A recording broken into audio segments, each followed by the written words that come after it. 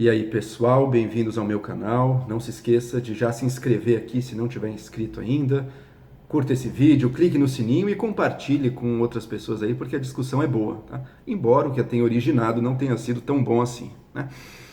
Eu vou dizer que eu tive dúvida se eu deveria responder ou não ao vídeo do Paulo Ghirardelli, um filósofo aí, que ele fez me criticando, me atacando de várias maneiras, especificamente sobre um assunto que daí sim eu acho que vale a pena comentar um pouco, que é o ataque que os Estados Unidos fez contra aquele general iraniano lá que matou o general. Mas o vídeo do Ghirardelli, eu conheço esse Ghirardelli de outros carnavais, é uma figura bastante destemperada, é uma figura que está sempre buscando chamar a atenção de qualquer maneira, né? Então por isso eu relutei em responder, porque, não dá palco para palhaço dançar. Mas como algumas pessoas me mandaram um vídeo, eu resolvi ver e achei que vale ali uma resposta, porque existe, apesar da fraqueza dos argumentos dele, existe uma questão filosófica ali, tá? Eu também, pessoalmente, já interagi com ele antes, e eu sei até por que ele me odeia. Uma vez, anos atrás, no Facebook, ele veio me pedir para compartilhar, para sugerir, para indicar, promover não sei se era um site, se era um canal de YouTube, eu não lembro mais o que era. E eu não conhecia, nunca tinha visto, eu conhecia ele, mas aquilo em si que ele estava querendo que eu compartilhasse, não conhecia direito. Tentei negar polidamente o pedido, porque eu também não sou de sair compartilhando coisas que me pedem assim, eu prefiro realmente compartilhar aquilo que eu realmente gosto. E ele não tomou nada bem aquilo. Desde então começou a me atacar lá no Face e volta e meia fala alguma coisa de mim aí com bastante ressentimento, tá? Eu, na verdade, ignoro, mas enfim, só para explicar o contexto. Mas vamos lá. Vamos à argumentação que ele faz. Ele argumenta que no meu vídeo eu acabo adotando uma posição em nada distinta do pior fascismo ao estilo Wilson Witzel, tá? Porque que eu disse? Eu disse que o assassinato, o atentado contra o general Soleimani, que tirou a vida dele, que era o líder da Guarda Revolucionária Iraniana, o articulador aí junto a diversos grupos, milícias e grupos terroristas no Oriente Médio, que eu não considero injusto a morte dele, não. Não considero injusto que os Estados Unidos tenham mandado um míssil. Meu problema, minha crítica, o atentado é de outra ordem.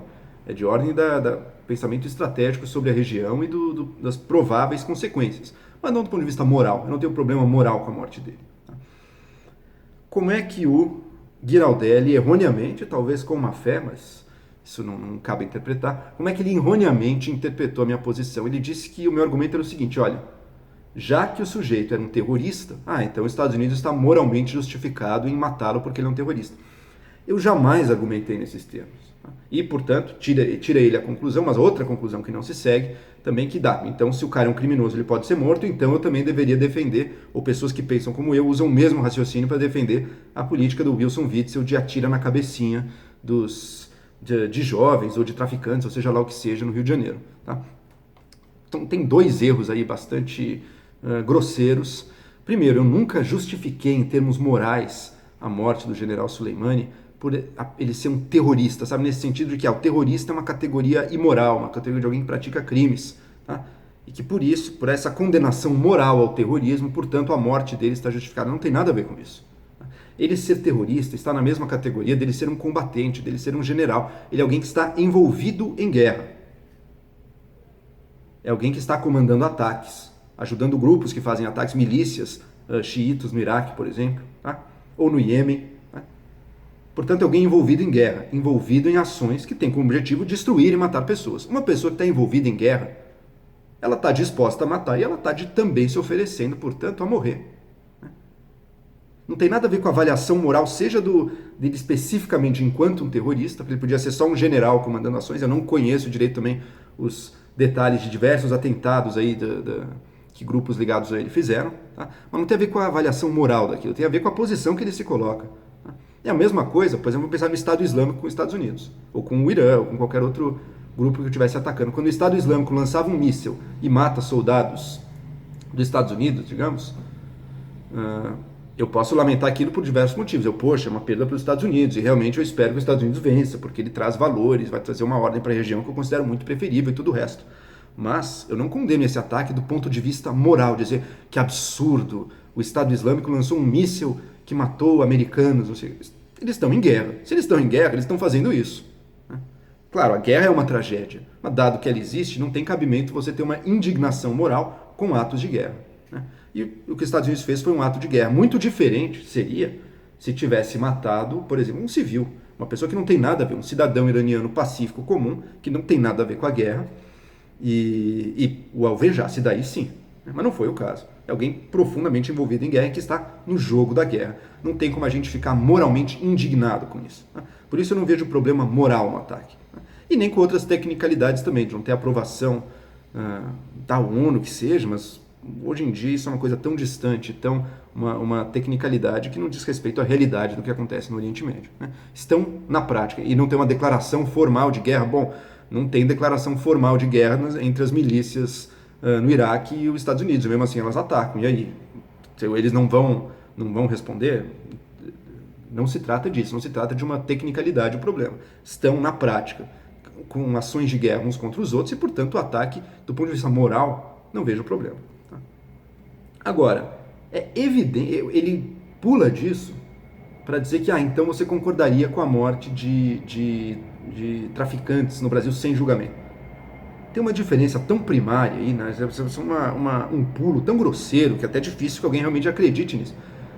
Dentro do Brasil, estamos sob a jurisdição do mesmo Estado. Um Estado que, na prática, não é, ou é de forma muito imperfeita, mas que tenta ser um Estado de direito. Um Estado de direito é uma grande conquista civilizacional. Uma conquista que promove a justiça, que limita a morte de inocentes, que corrige diversos erros que a paixão humana traz, tá? Na hora de punir pessoas que a gente acha que são culpados, tá? Ou na hora de responder, tá?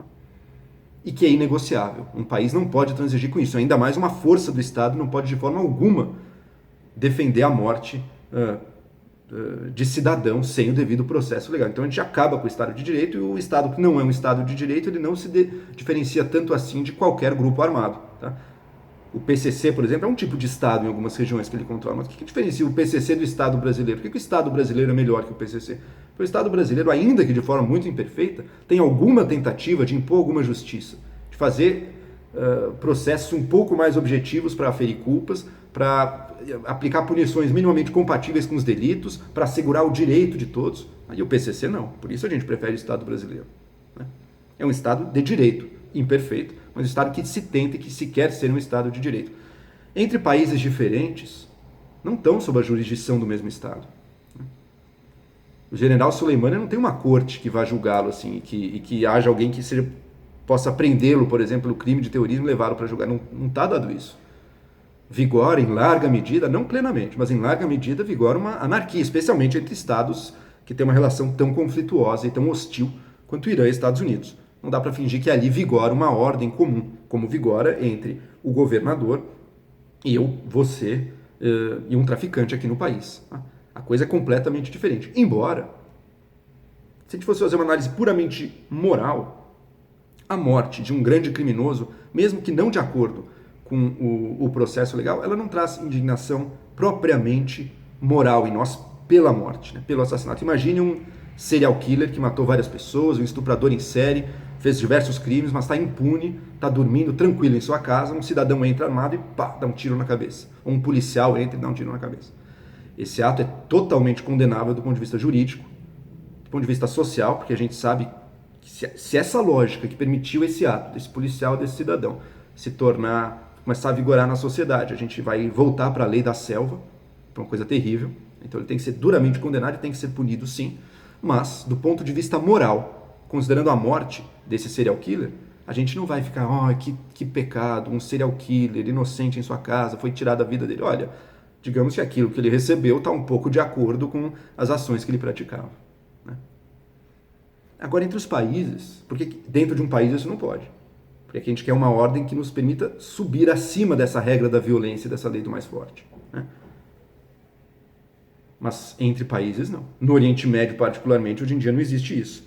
E não dá para os Estados Unidos fingir que então tá.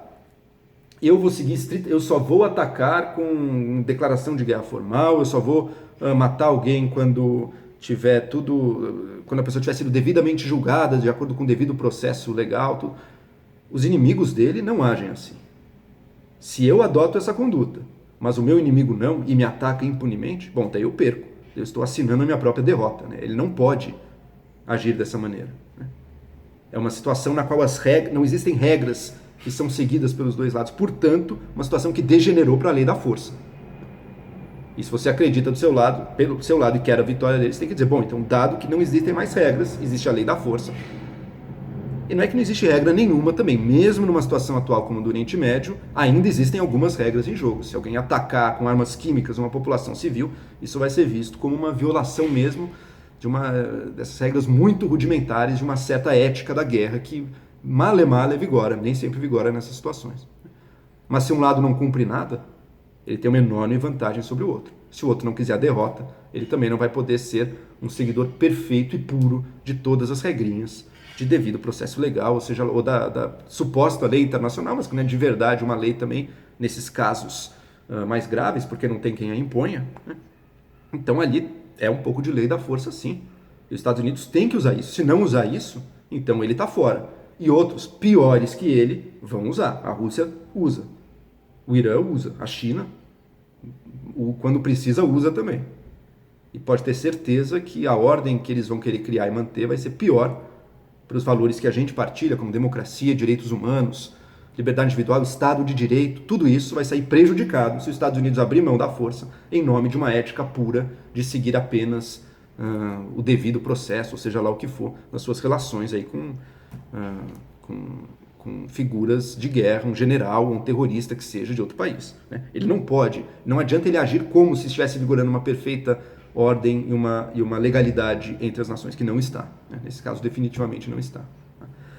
Então é isso, não tem nada a ver você aceitar moralmente um ato de guerra, como esse feito dos Estados Unidos contra o Irã, que eu critico em outras bases, com você aceitar, portanto, a pura lei do mais forte, da polícia que mira na cabecinha do criminoso internamente.